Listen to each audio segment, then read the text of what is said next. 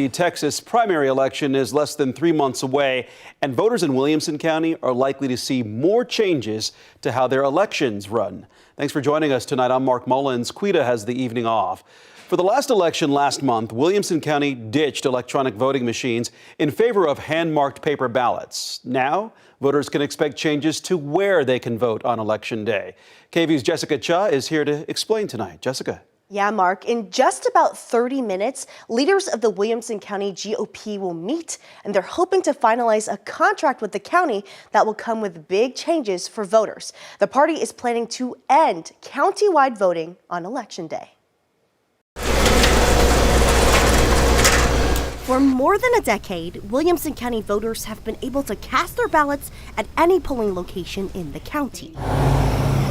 So if you live in Round Rock but work in Georgetown, you can just cast your ballot at the Georgetown Annex on your lunch break. Kim Gilby is the chair of the Wilco Democratic Party. It's really good for working people and the extended hours and everything. It just makes casting your ballot a little bit easier. But that ease is cause for concern among Williamson County Republicans, who say countywide voting comes with privacy concerns. I think the assumption is that when you cast a ballot, it's done so privately and that nobody would be able to ever access that information, but we found that that can happen. Michelle Evans is the chair of the Williamson County Republican Party. She says with countywide voting, you could be the only person from your precinct to vote at a location. So the races on your individual ballot could reveal who you voted for.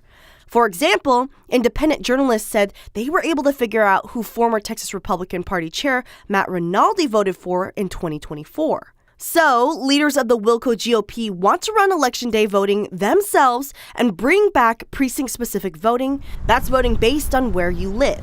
You would have to vote in a specific location. You would not be able to vote in any other location but that. Because Republicans want precinct-specific voting, Democratic primary voters will also have to vote at their precinct location on Election Day. During early voting, Wilco voters can cast a ballot at any polling location in the county, and Gilby says all that change will cause confusion. You can vote all over the county, but then on Election Day, you have to know where you go to vote. And yes, everyone says, oh, it's just a matter of education. Well, if you can tell me how we're going to educate over 450,000 voters in Williamson County, I would love to know. The Wilco Republicans plan to go door to door to spread the word. I think that we found that an overwhelming majority of people in Williamson County vote near their home, at least within a mile and a half of their home. So this is not going to create any sort of disenfranchisement. It's not going to be confusing for people. It's just going to require some communication up front.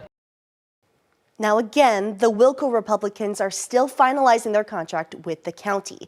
But as part of the Election Day changes, the Wilco Republicans will provide their own polling locations, poll workers, and count their own ballots. The Williamson County Democratic Party has already finalized its contract with the county and will allow the elections administrator to run its primary. Mark? A lot to sort out there, Jessica. Thank you.